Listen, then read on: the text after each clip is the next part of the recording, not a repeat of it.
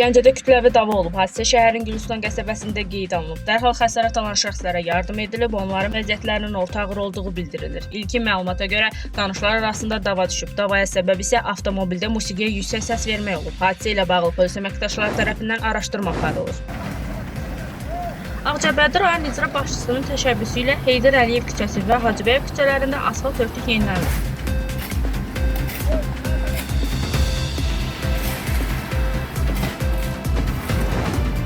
Güzgü Xəbər Info və Inform Xəbər TV rəhbəri Azər Xudayeroğlu'na vətəndaş şikayət ərizəsi ilə müraciət edib. Müraciətdə deyilir: Mən Ağstafa rayon Göyçəri kənd sakini Məmmədli Vüqar Eldaroğlu Ağstafa rayonu Mənzil Kommunal Təsərrüfat Birliyində çalışıram. Lakin işimə hər zaman vaxtında gəlməyimə baxmayaraq, işimi düzgün etməyimə baxmayaraq, Mənzil Kommunal Təsərrüfat Birliyinin direktoru Rəşad Bayramov günlərimi və iş saatlarımı yazmayır və əmək haqqımı kəsir.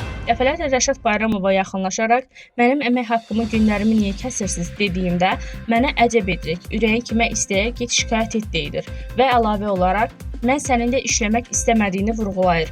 İşləyən fəhlələrə pis davranılır. Hər kəsin əmək haqqı köçürüldüyü halda mənim bu dəfə də əmək haqqım dayandırılır. Buradan hörmətli cənab prezidentimiz İlham Əliyevdən və onun göstərişi ilə aidiyyatı qurumlardan xahiş edirəm, mənə kömək etsin.